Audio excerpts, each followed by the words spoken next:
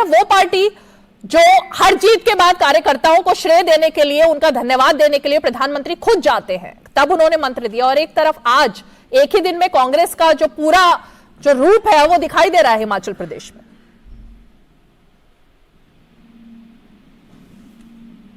Anand ji unmute कर लीजिए। अब आवाज जी जी जी जी जी। मैं सिर्फ ये कह रहा हूँ जिस प्रकार से हिमाचल में जो घटनाक्रम चल रहा है और जिस प्रकार से सुप्रीम के विधायकों के साथ अलग बैठे हुए हैं और जिस प्रकार अपनी प्रतिनिधि जो है वो अलग बैठक कर रही है, शाम को बजे संयुक्त बैठक होनी है, ये तभी संभव होता है जब केंद्र कमजोर होता है। जब केंद्रीय नेतृत्व कमजोर होता है तो जो क्षेत्रीय छत्रप होते हैं वो अपनी चीजें आगे करने लगते हैं। अभी जीत को कुछ घंटे हुए नहीं है और मुझे तो हिमाचल राजस्थान बनता हुआ दिखाई दे रहा है, बल्कि पंजाब भी, हाँ, पंजाब में भी ऐसा ही कुछ हुआ था। मेरी आवाज नहीं आ रही है? जी जी जी आ रही है, बोलिए जी। मैं ये कह रहा था कि जिस तरह से हिमाचल में ये सब चल रहा है कि 40 का अच्छा खासा बहुमत जिसको 40 सीटों का मिला है पार्टी का, वो अभी तक अपना नेतृत्व तय नहीं कर पा रही है। जबकि बड़े बड़े दिग्गज भूपेश बघेल जी, कहा जा रहा है कि विमान तैयार है का विधायकों को छत्तीसगढ़ ले जाया जाएगा, रिसोर्ट में रखा जाएगा, और ये सब तमाम तरह की जो बातें निकलती हैं, जो हो सकता है अफवाह हो, लेकिन जो बातें निकल के आती हैं, छन के आती है, जो कांग्रेस के नेता खुद बताते हैं, उससे यह स्पष्ट होता है कि कांग्रेस में एक अनुशासनहीनता की समस्या बड़ी गंभीर होती जा रही है। और यहां तो राहुल गांधी जी आए भी नहीं थे। लेकिन एक और बात जो रीमा जी मैं आप लोगों से कहना चाहता हूं कि यहां पर राहुल गांधी और प्रियंका गांधी से ज्यादा खड़गे जी से सवाल पूछना चाहिए। नए नवेले चुने हुए अध्यक्ष हैं वो, उनकी अथॉरिटी क्या है, वो क्या कर रहे हैं? हर चीज में कांग्रेस पार्टी अभी भी सोनिया गांधी और राहुल गांधी या प्रियंका जी की तरफ देखेंगे तो जो पिछले दिनों बहुत बड़ा तामझाम करके कहा गया कि हम लोकतंत्र के प्रहरी हैं और लोकतंत्र हमारी रगों में खून बन कर बहता है और खड़गे जी अध्यक्ष चुने गए, इस पूरे हिमाचल विवाद में या गुजरात की हार के बाद समीक्षा को लेकर क्या हुआ, खड़गे जी को कहीं तो सामने आना चाहिए। खड़गे जी हिमाचल में एक मौका है उनके पास कि वो अपनी धमक दिखाएं, अध्यक्ष के तौर पर नेता का चुनाव करें। पर्यवेक्षक नियुक्त कर दिए गए, लेकिन पर्यवेक्षकों के जाने के बाद भी कोई सुनने को तैयार नहीं है। मुकेश अग्निहोत्री जी जो नेता विपक्ष थे, मुकेश अग्निहोत्री उन्होंने प्रतिभा सिंह को समर्थन देने की बात की है। प्रतिभा सिंह के पास 16-17 विधायक की बात बताई जा रही है, सुक्खू के पास 21 विधायक की बात बताई जा रही है। हाँ। लेकिन संयुक्त बैठक इनकी नहीं हो पा रही है। तो मैं जिस ओर इशारा कर रहा था या चर्चा को जहां लाना चाहता था वो है केंद्रीय नेतृत्व की कमजोरी। और केंद्रीय नेतृत्व की कमजोरी क्यों उभरती है? आप पिछले दिनों का देख लीजिए। आज सोनिया जी का जन्मदिन है, ईश्वर उनको दीर्घायु प्रदान करे, लेकिन आज अवसर रणथंभौर जाने से ज्यादा था कि वो दिल्ली में रहती। लेकिन फिर वही बात कि उनसे अपेक्षा क्यों? वो तो कांग्रेस की एकमात्र एक साधारण सी कार्यकर्ता है, पूर्व अध्यक्ष हैं, अपेक्षा तो खड़गे जी से होनी चाहिए थी। मैं यही कह रहा हूँ कि हिमाचल प्रदेश को लेकर जी मैं जरा जवाब देती हूँ। शिल्पी जी, आप तो इस बात को बहुत ही हल्के में ले रहे हैं ऐसा लग रहा है मुझे। आपका कहना है ये तो लोकतंत्र, आंतरिक लोकतंत्र है जिसका की नुमाइश जो अभी हिमाचल में दिख रही है। लेकिन आनंद फिजिया जी जो मुद्दा उठा रहे हैं, खड़गे जी का नाम कहीं भी प्रतिभा सिंह ने लिया नहीं अपने बयान में। वो बार बार सोनिया गांधी का नाम ले रहे हैं कि सोनिया गांधी ने उन्हें पद दिया, सोनिया गांधी ने ही उन्हें कहा कि तुम कैंपेन करो, सोनिया गांधी ने ही उनसे वादा किया। तो वो लगातार सोनिया गांधी का नाम ले रही है, कहीं भी खड़गे जी का नाम अभी तक उन्होंने लिया नहीं। दूसरी बात कि ये जिस तरह का सिर फुटव्वर अभी चल रहा है, 3 बजे की बैठक होनी थी, 6 बजे अब रख दिया गया उसको, क्योंकि 3 बजे हो ही नहीं सकती थी बैठक। जिस तरह से वहां कार्यकर्ता जुटे हुए हैं नारेबाजी में, ये भी आपको लग रहा है कि इसमें कोई अनुशासनहीनता नहीं है? नेतृत्व को आगे आकर इस पर बात क्या नहीं करनी चाहिए थी? नहीं, बिल्कुल पूरी टीम इस पे काम कर रही है। खड़गे जी खुद इसको एक एक जो वहां पर डेवलपमेंट हो रही है उसको ऑब्जर्व कर रहे हैं। हल्के में लेने वाली बात नहीं है। लेकिन ये तो बहुत सभी जगह होता है। जब उत्तराखंड में बीजेपी की सरकार बनी थी, 7 दिन लगे थे यूपी और उत्तराखंड में मुख्यमंत्री तय करने में। अभी तो एक ही दिन हुआ है। थोड़ा सा तो आप समय दीजिए हम लोगों को कि जो शिल्पी बात जी, कर सके। नहीं, बिल्कुल। अभी तो 24 घंटे हुए हैं। शिल्पी अभी जी, इतना, मतलब जो सिचुएशन आप दिखा रहे हैं वैसा ऐसा कुछ नहीं है। सभी लोग अपना पक्ष रख रहे हैं, अपनी बात रख रहे हैं, लेकिन सभी प्रतिभा सिंह जी की बात करें, उन्होंने आला कमान वर्ड यूज किया है, उन्होंने हाई कमांड, उन्होंने ना सोनिया जी का नाम लिया ना खड़गे जी का। मैं भी सुबह से उनका बाइट देख रही हूँ, उन्होंने कहा है कि आला कमान। अभी आपने कहा था, मैंने सुबह से देखा नहीं उन्होंने क्या क्या कहा, फिर मुझे आपको पढ़ के सुनाना पड़ा, फिर मुझे आपको पढ़ के सुनाना पड़ा कि क्या क्या बोला मैंने कहा था वो बाइट इसीलिए मैं सुबह से देख रही हूँ। उन्होंने यही कहा कि आला कमान शब्द का इस्तेमाल किया, ना उन्होंने बार बार उन्होंने बोला सोनिया गांधी जी ने मुझे ये जिम्मेदारी दी, सोनिया गांधी ने मुझे कहा कि तुम जाकर जगह जगह कैंपेन करो, सोनिया गांधी जी ने ये एग्जैक्ट उन्होंने नाम कोट कर करके बोला है सोनिया गांधी जी। सोनिया जी ने उनको प्रदेश अध्यक्ष बनाया, इस बात पे कोई चेंज नहीं है, उनको जिम्मेदारी दी प्रदेश अध्यक्ष की। एज अ स्टेट लीडर उनके नेतृत्व में चुनाव लड़ा गया, वो उसमें कोई हर्ज नहीं है। खड़गे जी ने नहीं बनाया, सोनिया जी के टेन्योर में उनको प्रदेश अध्यक्ष मैं सिर्फ ये कहना चाह रही थी शिल्पी जी कि आला कमान वर्ड उन्होंने एक बार यूज किया और सोनिया जी का नाम 6 बार यूज किया, तो मैं सिर्फ ये बता रही थी। हाँ, तो इसलिए ये मत कहिए कि उन्होंने सोनिया जी को नहीं कहा, उन्होंने आला कमान कहा, उन्होंने बार बार कहा। आला कमान को इस पर विचार करना चाहिए। और रीमा जी, आप जो ये परिवारवाद वाली बात कह रहे हैं उसका भी मैं जवाब देना चाहूंगी। मैंने पहले भी पॉइंट आउट किया था कि ये परिवारवाद का नाम कांग्रेस पर ही क्यों आता है, परिवारवाद का नाम जय शाह पे क्यों नहीं आता, परिवारवाद का नाम अनुराग ठाकुर पे क्यों नहीं आता, परिवारवाद का नाम पंकज सिंह पे क्यों नहीं आता, उनके लीडर जो है वो जो मर्जी करें, परिवारवाद का नाम वसुंधरा राजे सिंधिया जी एमपी हैं उन पर क्यों नहीं आता। शिल्पी जी, कांग्रेस पार्टी में 90% लोग जितने अध्यक्ष रहे हैं वो नॉन गांधी परिवार के लोग रहे हैं जब से कांग्रेस पार्टी बनी है। 1 मिनट जरा फुल फ्रेम में लीजिए सभी गेस्ट को जी। ये जो भी कोई फोन पे बात कर रहे हैं प्लीज कृपया करके, वो बहुत ज्यादा ऑडियो प्रॉब्लम आ रही है, तो अगर शो में है तो प्लीज शो में रहिए। जिसकी भी ऑडियो का ये दिक्कत है प्लीज कृपया करके, वो शो डिस्टर्ब होता है, उससे बाकी के गेस्ट डिस्टर्ब हो रहे हैं। परिवार बार बार घूम फिर कर कांग्रेस के ऊपर ही क्यों आती है, ये नहीं दिखता कि 90% समय में राष्ट्रीय अध्यक्ष जो हैं वो नॉन गांधी परिवार के लोग रहे हैं। शिल्पी जी, मैं इसका जवाब राजीव जी से ले लेती हूँ, लेकिन मैं इसका जवाब आपको देती, लेकिन मैं जरा राजीव जी से पहले इसका जवाब लूं। राजीव जी, सिर्फ कांग्रेस पार्टी को ही आप कटघरे में क्यों परिवारवाद पे खड़ा करते हैं? ये जवाब शिल्पी जी बार बार दे रही हैं कि आपके पास भी एक लंबी फहरिस्त है जिन पर फिर सवाल खड़े होने चाहिए, तो परिवारवाद का नारा जो दिया जा रहा है वो सिर्फ और सिर्फ कांग्रेस पर क्यों? नहीं, आप देखिए ना, कांग्रेस पार्टी के ऊपर हम कोई सवाल थोड़ी उठा रहे हैं, कांग्रेस पार्टी के अपने नेता कांग्रेस पार्टी पर सवाल उठा रहे हैं। अब ये सोचिए, प्रधानमंत्री जी ने कल कहा है वंशवाद को जवाब दिया, कल ही तो बोला उन्होंने, तो ये वंशवाद बीजेपी में नहीं है क्या?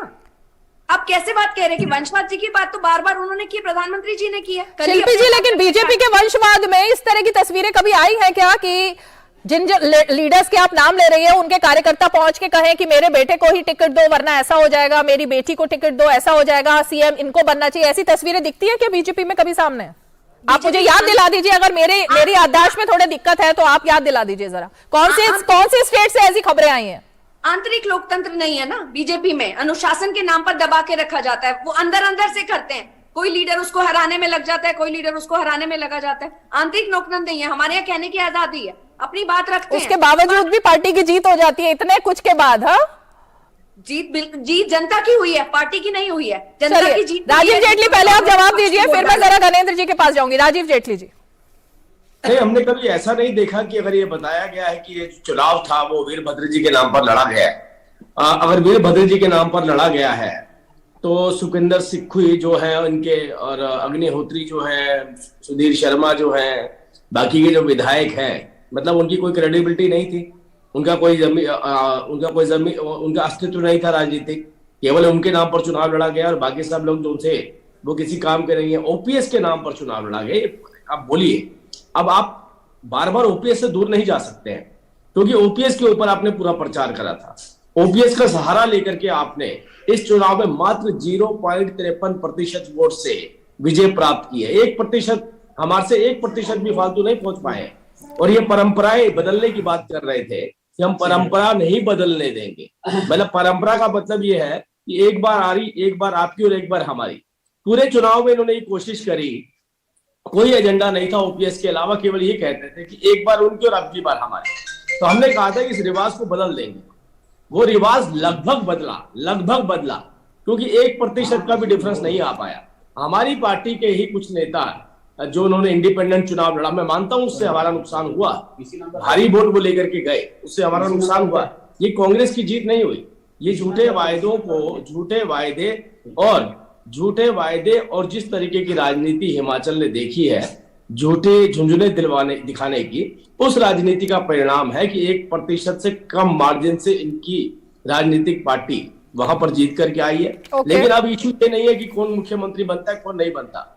इशू ये है कि जो राजस्थान में झूठ बोला गया ओपीएस के नाम पर, क्या अब वही झूठ वापिस बरकरार रखा जाएगा हिमाचल के अंदर? क्या हिमाचल के अंदर ओपीएस दिया जाएगा? क्योंकि हिमाचल की जनता भी इंतजार करेगी। हिमाचल की जनता ने देख लिया। हिमाचल की जनता अगर किसी कैंडिडेट को वोट नहीं करी, जैसा इन्हीं के हिसाब से प्रतिभाजी बता रही है, अगर किसी कैंडिडेट को वोट नहीं कर रही है, सिर्फ प्रतिभाजी की फैमिली को वोट कर रही है, तो आप ये देखिए क्या हालात इनके रामपुर में हुए।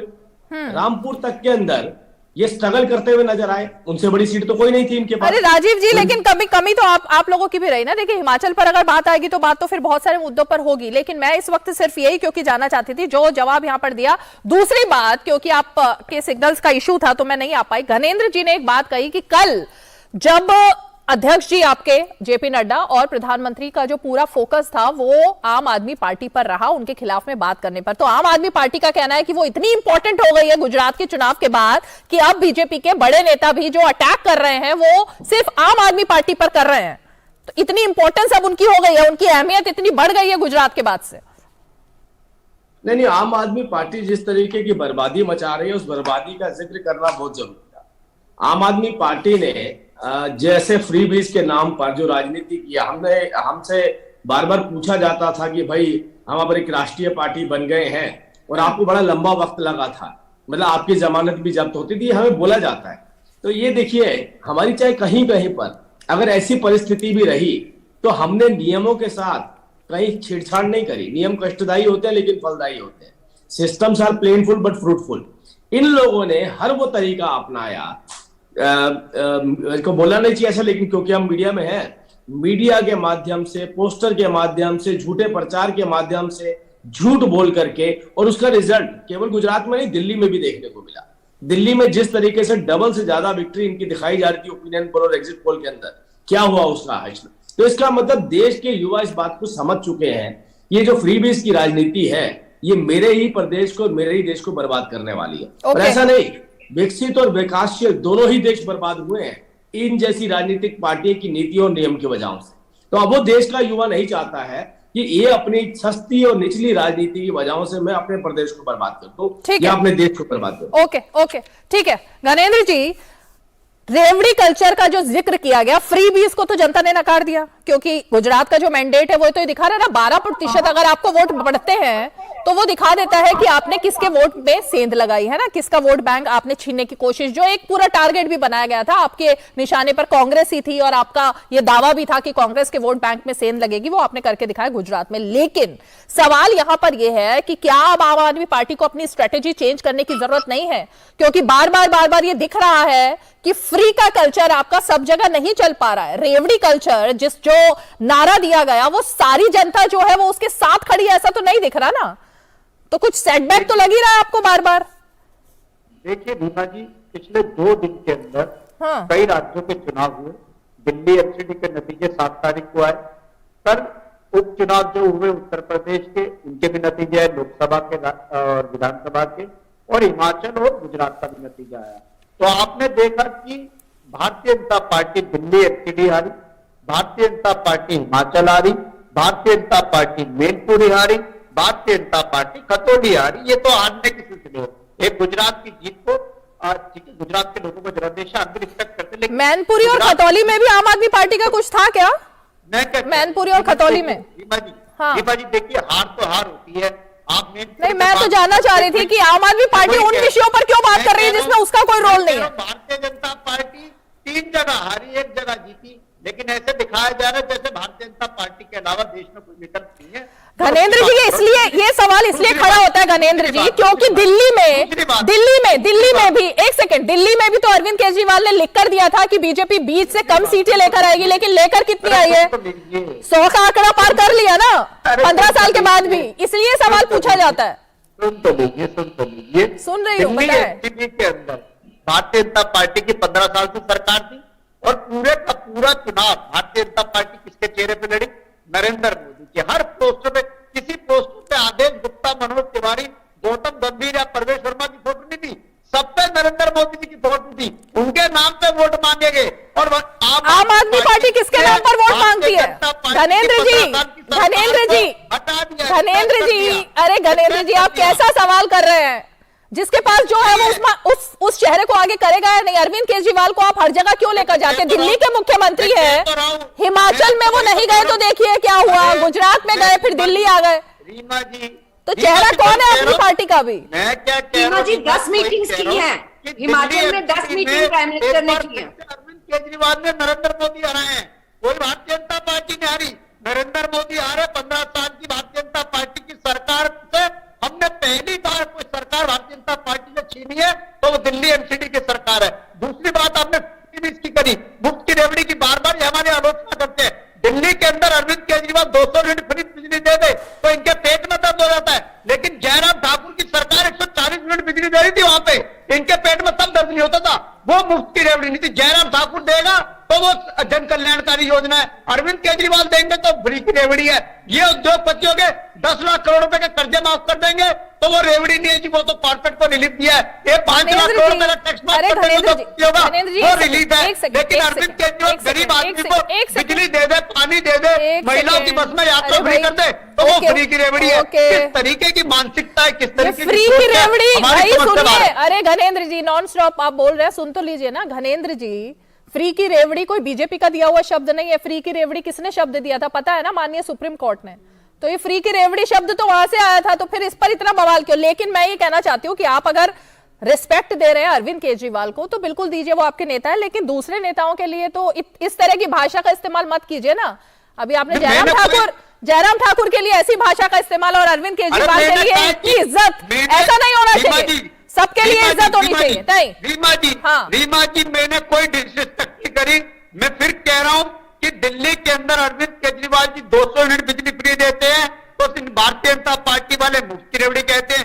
जयराम ठाकुर जी 140 यूनिट बिजली वहां पे फ्री दे रहे थे हिमाचल में, वो मुफ्त की रेवड़ी नहीं थी। मुझे आप बता दो, अनंत विजय जी बैठे, बहुत सीनियर जर्नलिस्ट है, कि मुफ्त की रेवड़ी भारतीय जनता पार्टी देगी बिजली फ्री तो वो मुफ्त की रेवड़ी नहीं है। अरविंद केजरीवाल देंगे तो फ्री की रेवड़ी है। ये 10 लाख करोड़ रुपए का कॉर्पोरेट का कर्जा माफ करेंगे, वो मुफ्त की रेवड़ी नहीं है। 5 लाख करोड़ रुपए का ओके, फ्री की रेवड़ी ठीक है, ठीक है। आनंद विजय जी, गरीब के लिए काम करेंगे, ये फ्री की रेवड़ी। ठीक है, ठीक है। आनंद विजय जी, ओके, आनंद विजय जी, ये जो इन्होंने सवाल खड़ा किया, जाहिर तौर पर ये सवाल इसलिए खड़ा होता है कि पहले तो सुप्रीम कोर्ट से टिप्पणी आई थी, उसके बाद ये जो मुफ्त की रेवड़ी की जो बात है, गुजरात में जब भी हम सड़क पे जाके लोगों से बात करते थे, उनका कहना था कि गुजराती बहुत स्वाभिमानी है, हमें जो चाहिए वो सम्मान से चाहिए, हमें फ्री का कुछ नहीं चाहिए। और ये चीज उन्होंने वोटों में भी दिखा दी। गुजराती जो स्वाभिमानी गुजराती हैं, उन्होंने दिखा दिया, उन्हें फ्री का कल्चर नहीं चाहिए था, इसलिए ये सवाल खड़ा होता है। लेकिन मैं आपसे जानना चाह रही थी कि जब ये बात आती है कि ये पैसा कहां से आएगा, आखिर अरविंद केजरीवाल जो तमाम वादे करते हैं उसके पीछे पैसा कहां से आएगा, इसलिए ये सवाल खड़ा होता है। और यही मैं आपसे जानना चाहती हूँ, ये मुफ्त की रेवड़ी वाले पर जो इतना ज्यादा खराब लग रहा है आम आदमी पार्टी को, सवाल तो भाई यही है ना कि पैसा कहां से आएगा। ये तो बहुत ही मूलभूत प्रश्न उठा दिया रीमा जी आपने। आप देखिए, अभी हिमाचल प्रदेश में भी कांग्रेस पार्टी ने भी ओल्ड पेंशन स्कीम लागू करने की बात की है और कल ही आरबीआई की एक रिपोर्ट आई है जो ये मतलब ये सवाल खड़े हो रहे हैं कि अगर ओल्ड पेंशन स्कीम लागू कर दोगे तो इतना सारा धन आपके पास कहां से आएगा। पंजाब में जो हो रहा है, पंजाब कितने कर्ज में है या अन्य राज्य कितने कर्ज में है, इसको देखा जाना चाहिए। लोक कल्याणकारी व्यवस्थाएं अलग होती हैं और जिसको सुप्रीम कोर्ट ने मुफ्त की रेवड़ी कहा वो अलग होते हैं। इसको राजनीतिक दलों को सामने बैठ के बहुत संजीदगी से, गणेंद्र जी की पार्टी को भी, कांग्रेस पार्टी को भी और बीजेपी तो इसके अगेंस्ट है, सबको बैठकर समेकित रूप से सोचना पड़ेगा। क्यों? क्योंकि जो देश का आर्थिक स्वास्थ्य है वो इन्हीं से बाधित होता है। क्योंकि जन कल्याणकारी योजनाओं के नाम पर अगर हम मुफ्त में 2000 रुपए 5000 रुपए हर परिवार को देना शुरू कर देंगे तो गांव के लिए, अगर भारत के गांव में जाएंगे तो 5000 रुपए बहुत बड़ी राशि होती है अभी भी।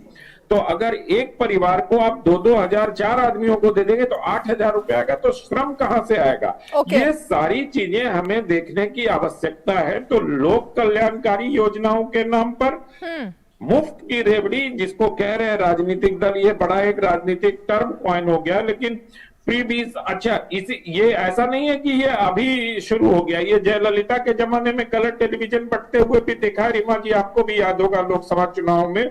और वहां तो सोने के सिक्के और बच्चा पैदा होने पर एक चेन और ये सब देने की परंपरा रही है। इन सब पर ब्रेक लगा है, इन सबको रोका गया over the period of time में। दक्षिण भारत के लोग राजनीतिक दलों ने मिल बैठकर विचार करके इसको रोका है। इसको रोककर ही लोक कल्याण हो सकता है।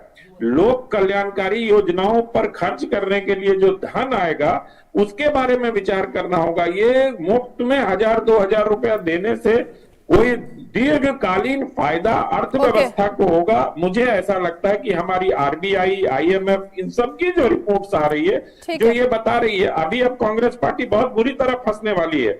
आप राजस्थान में देख लीजिए, उन्होंने ओल्ड पेंशन स्कीम लागू कर दिया, कितने लोगों को दिया है अभी तक? 300 लोगों को।